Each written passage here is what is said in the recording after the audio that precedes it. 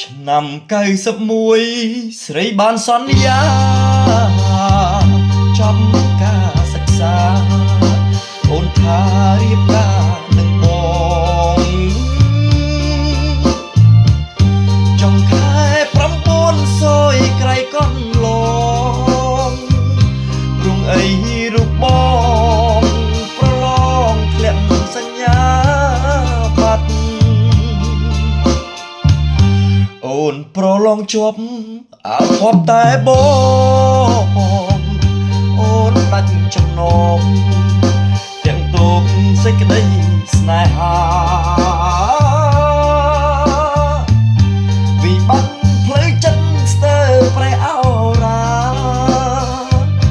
បំណងប្រាថ្នាប្រែជាគ្មានន័យកូនគេអ្នកមានជាប់វិស្វកររូបមន្តឆើតល្អជាប់ដុក